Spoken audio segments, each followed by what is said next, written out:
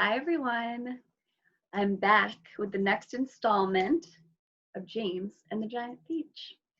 So we are starting with chapter 10.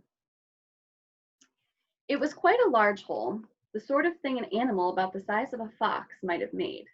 James knelt down in front of it and poked his head and shoulders inside. He crawled in. He kept on crawling.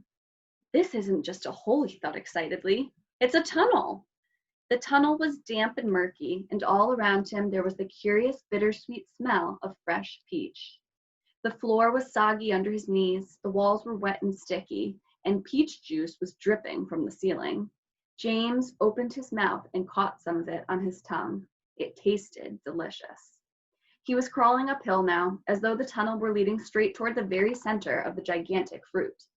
Every few seconds he paused and took a bite out of the wall. The peach flesh was sweet and juicy and marvelously refreshing. He crawled on for several more yards, and then suddenly, bang, the top of his head bumped into something extremely hard, blocking his way. He glanced up. In front of him, there was a solid wall that seemed just at first as though it were made of wood. He touched it with his fingers. It certainly felt like wood, except that it was very jagged and full of deep grooves. "Good heavens," he said. "I know what this is. I've come to the stone in the middle of the peach." Then he noticed that there was a small door cut into the face of the peach stone. He gave a push. It swung open. He crawled through it, and before he had time to glance up and see where he was, he heard a voice saying, "Look who's here." And another one said, "We've been waiting for you." There's the door and the peach stone.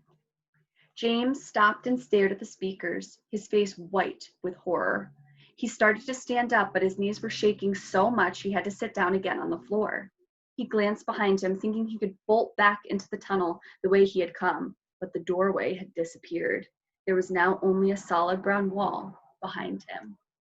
Chapter 11. James's large, frightened eyes traveled slowly around the room. The creatures, some sitting on chairs, others reclining on a sofa, were all watching him intently. Creatures? Or were they insects? An insect is usually something rather small, is it not? A grasshopper, for example, is an insect. So what would you call it if you saw a grasshopper as large as a dog? As large as a large dog? You could hardly call that an insect, could you? There was an old green grasshopper as large as a large dog sitting on a stool directly across the room from James now. And next to the old green grasshopper, there was an enormous spider. And next to the spider, there was a giant ladybug with 9 black spots on her scarlet shell. Each of these 3 were squatting upon a magnificent chair. On a sofa nearby, reclining comfortably in curled up positions, there was a centipede and an earthworm. On the floor over in the far corner, there was something thick and white that looked as though it might be a silkworm. But it was sleeping soundly, and nobody was paying any attention to it. Every one of these creatures was at least as big as James himself, and in the strange greenish light that shone down from somewhere in the ceiling, they were absolutely terrifying to behold. "I'm hungry," the spider announced suddenly, staring hard at James. "I'm famished," the old green grasshopper said. "So am I," the ladybug cried. The centipede sat up a little straighter on the sofa. "Everyone's famished," he said. "We need food." 4 pairs of round, black, glassy eyes were all fixed upon James. The centipede made a wriggling movement with his body as though he were about to glide off the sofa, but he didn't. There was a long pause and a long silence. The spider, who happened to be a female spider, opened her mouth and ran a long black tongue delicately over her lips. "Aren't you hungry?" she asked suddenly, leaning forward and addressing herself to James. Poor James was backed up against the far wall, shivering with fright and much too terrified to answer. "What's the matter with you?" the old green grasshopper asked. "You look positively ill."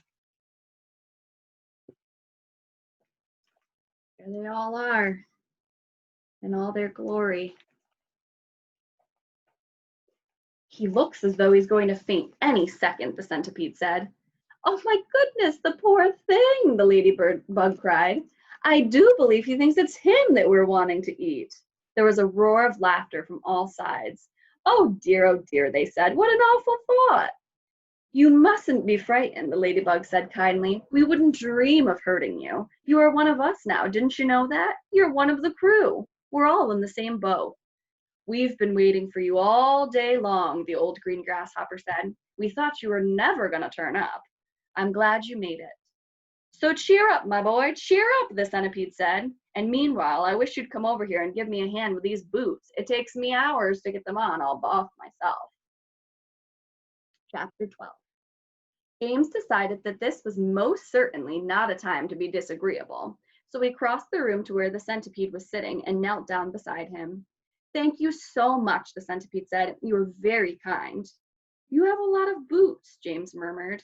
I have a lot of legs, the centipede answered proudly, and a lot of feet, 100 to be exact. There he goes again, the earthworm cried, speaking for the first time. He simply cannot stop telling lies about his legs. He doesn't have anything like 100 of them. He's only got 42. The trouble is that most people don't bother to count them. They just take his word. And anyway, there is nothing marvelous, centipede, about having a lot of legs. Poor fellow, the centipede said, whispering in James's ear. He's blind. He can't see how splendid I look.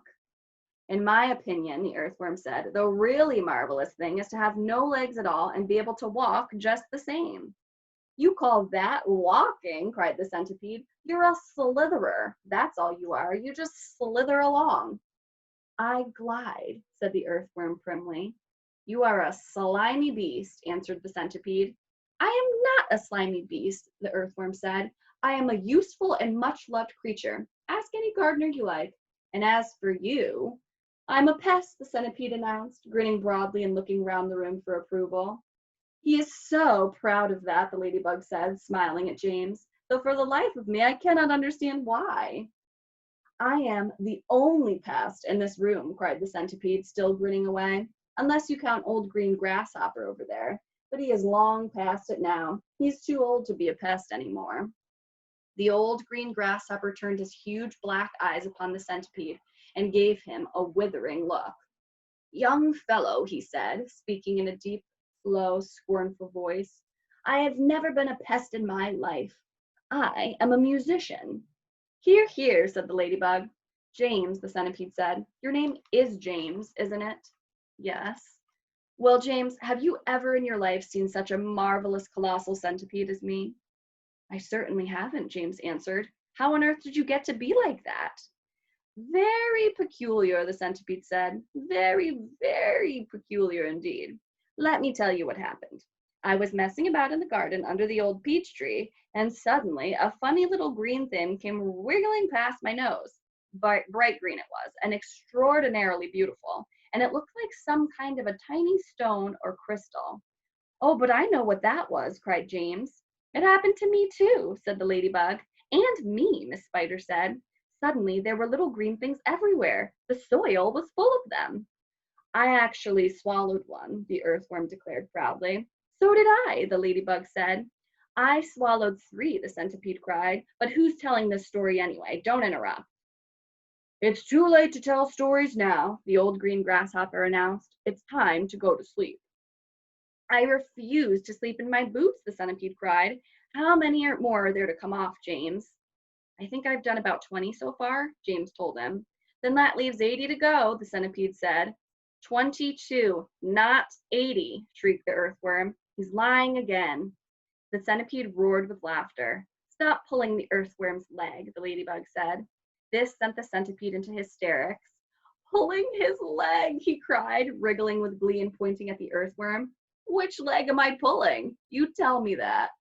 James decided that he rather liked the centipede. He was obviously a rascal, but what a change it was to hear somebody laughing once in a while. He had never heard Aunt Sponge or Aunt Spiker laughing out loud in all the time he had been with them. We really must get some sleep, the old green grasshopper said. We've got a tough day ahead of us tomorrow. So would you be kind enough, Miss Spider, to make the beds?